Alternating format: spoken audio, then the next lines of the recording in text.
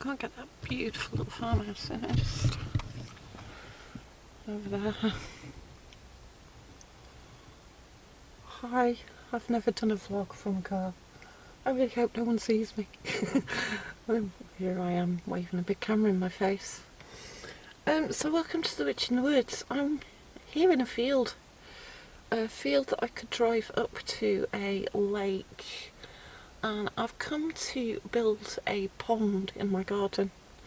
And so what I wanted to do was add some water to the garden because there was a frog there last year.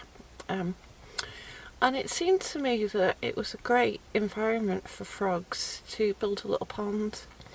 And around about mid-March, it was starting raining. I knew if I picked up a camera, I'd miss my chance. It's only spitting. Yeah, around about mid-March, the frogs start to spawn. And what they like is a little pond that is free of fish. So building a little garden pond is a great way to invite frogs and toads to come and spawn in your garden. Now it's the beginning of March now, so I'm leaving it a little bit late. So I think maybe I can possibly just attract some to come and have a dip during the summer. I may not get frog spawn this year, but if I hurry, and if I'm lucky, and if I put some of the right plants in, like water forget-me-nots, I think are quite important, then maybe they will come and lay their frog spawn in my pond.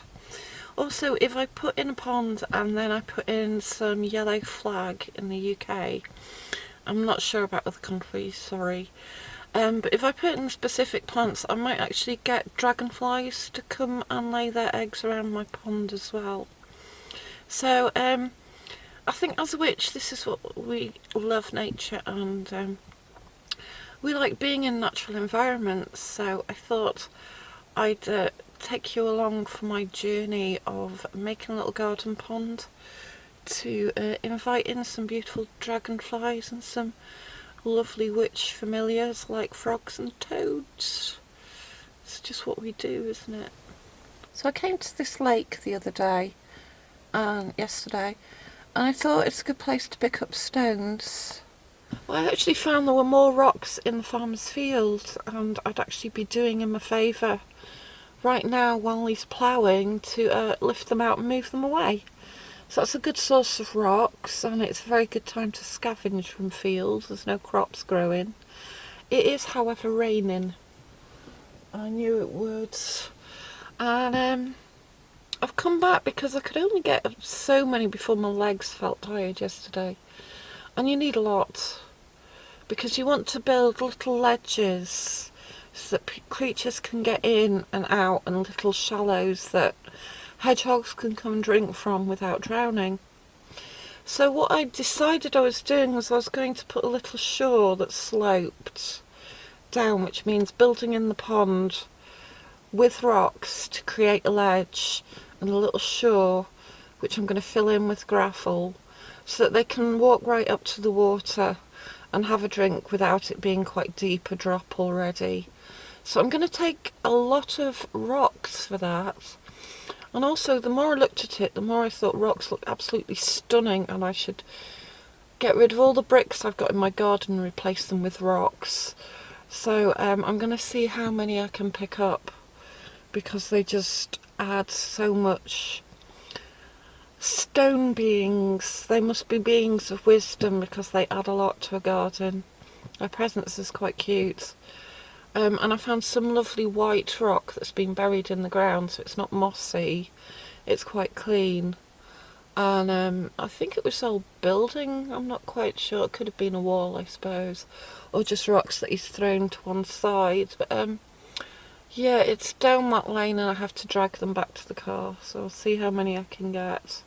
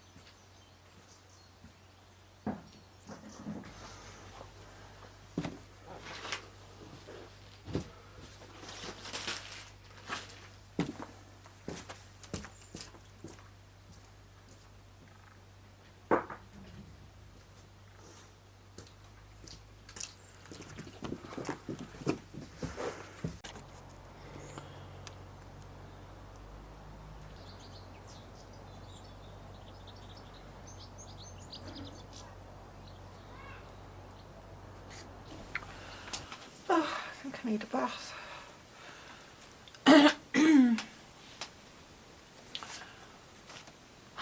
Yeah, so getting the rocks was the hardest part of putting this pond together, which was a bit of a harebrained scheme that I struck on when I found a sandpit for sale. Yeah, I found a sandpit, and apparently you can make a pond out of anything, even a washing up bowl or a Belfast sink, or it doesn't have to be large. It can be just a tiny little bit of rainwater, but it does have to be rainwater to attract frogs, because they have extremely sensitive skin that doesn't like the chlorine, I presume, or whatever the treatment is in tap water. Which is really handy because I have a huge water butt that's overflowing and flooding my garden, so I couldn't think of anything better to do with all this rainwater than to make a pond with it. And so I've made the little diagrams. It is the roughest diagram, but it's not measured or anything. This is my plan for my future garden. It's going to look gorgeous. But I've got 3 places to put a pond. Down here it's very sunny. It's quite nice and sunny and warm. Water, sunlight, moonlight, it's very nice there. The other thing is I've got it here where I could look out from the house onto it, although this is not to scale and actually it comes to about here. So there's very little room to get around this path here. As part of the rockery, I would like to build in, I've got 2 paving slabs, and I'd like to build in little steps. This also helps frogs and hedgehogs to get up to the pond, and I could use it in some way to enhance the little terrace. I've decided to put it here. This is too close to the house and frogs are quite shy, so I think they want somewhere a little bit removed. This becomes a secret, secure little garden in the summer. It gets some sun and some shade. If you put too much sun on a pond, you might find that it gets choked with algae, which is why you need oxygenating plants. So I've sent for some oxygenating plants. I've sent for a pond liner because I don't want my little sandpit to split. I only want a very shallow pond in case a cat falls in it or a hedgehog, and I want them to be able to get out, but I need safe spaces for tadpoles. So I've got some pondweed which will oxygenate the water, and I've got some floating, I can't do lotuses as much as I'd love lotuses, it's just not deep enough. So the little star plants with foliage that float on the water, yellow flowers, can't remember what they're called, and they're coming in the post, and they're going to give a little bit of shelter for frogs and tadpoles to get under, and so are the rocks. Rocks are very important to put around the edge of the pond to give them places to hide, give them places where they can chill out during the day, because they sleep during the day and kind of become a bit more active at night when everyone's gone away. And they catch insects, so they like to have little territorial hiding places. So this, I think, not too much full sun, some sun and some shade is quite good. Not under a tree because leaves will fall in it and choke. So on a fairly open space where they've got room to hide and feel secure. So I'm going to put it up on my terrace. It's not a terrace, we call it a terrace. It will be a terrace by the time I'm finished because I'm going to build up to it. Also, I've been looking at beautiful gardens on the internet. I'm trying to get a few planning ideas. So this is a beautiful place called Chevythorne Barton. And just look at his garden.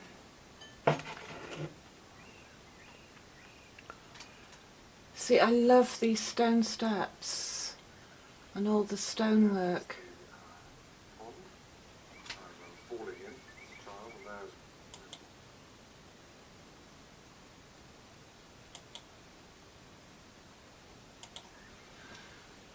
So yeah, how these flowers are growing around the steps.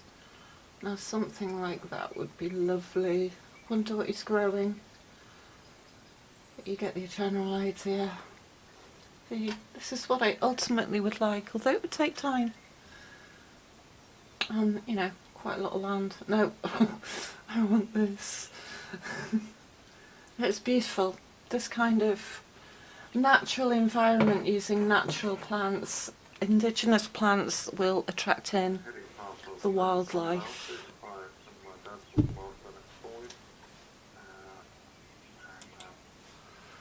Oh, so cute. Hey, so my pond liner has arrived. As you can see from my pond, it's a bit fragile. It's quite shallow. So I might need some pond liner. I may build it up a bit so it's got a little bit more depth. And I may put rocks around the edge, so I don't want all my floating plants to float away should it flood. And maybe just put some rocks around the edge to stop things floating off the top. Anyway, so I'm going to have to put a pond liner in it. The cheapest one I could find, which was £9. And that's including delivery, so I think if you go to a garden centre they're a bit cheaper. And then I also got a plant that arrived in a box. I got one yesterday that I've put in some rainwater in a little tub just for now. Then I've got these baskets. I plan to put maybe some long grass and some water forget-me-nots. Plant those in there, but I do need aquatic soil, aquatic compost, which you can buy in a little bag in the garden centre around the corner. I think it's about £5–6 a bag. And I can't open it, it's so well wrapped. Tear into it. Oh. How'd you get in? I'm not sure if it comes with a pond line. I'll just get a knife. Now some of these come with a underliner, and I think you have to be careful with pond liners that you don't get roots growing up through the liner making holes in it. So some have cloth that you can lay down on the ground. I'm going to put mine on shingle anyway, so hopefully not many roots are going to come through. But yeah, it's something to bear in mind that the problem is they might get holes poking up from underneath.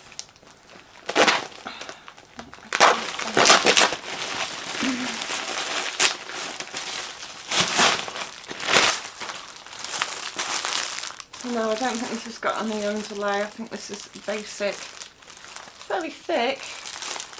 Guaranteed for 30 years or something, pond liner. I'm going to put sacks beneath the bowl just so that the weight on the shingle doesn't poke a hole in it and to make the ground a bit more even. Now then, plants. What's in here? These are little star things, floating star things. Put the sellotape over the latch, that's annoying.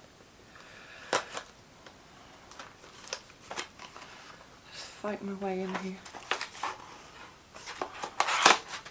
Try opening at the right end. Yep.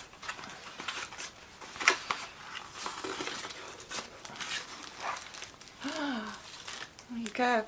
And apparently I've got 5 bunches of these. These are lead weighted, which is a non-toxic lead. I can't see any weights in there. Oh yeah, there's one. And you just drop them in the pond. It looks like it's been in that bag a bit for too long, so I'll maybe put it in a little shallow tray of water just so it can get some water to the roots. And it's 4 days earlier than I expected, so I've got to finish a few jobs in the garden. It started off glorious and now it's clouded over. And it's absolutely freezing out there.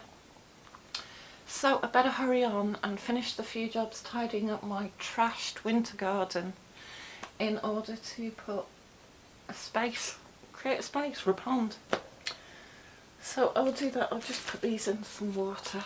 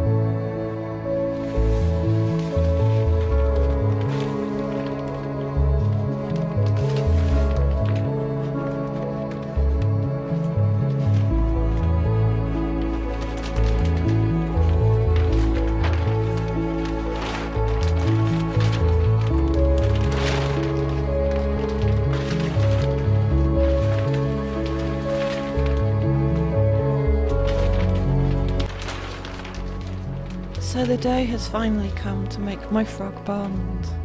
At last, and the sun is shining. So it's time to get on, and the process is really quite easy. You simply take a pond liner, lay it down, and add rocks to weight it down. Make sure that there's at least a foot of pond liner around the edge of the pond.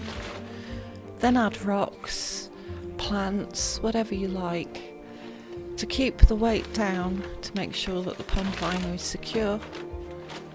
And simply build it up so that any creatures that fall into your pond may be able to get out or get in, and that there is some space around there to let them hide and find secure little places.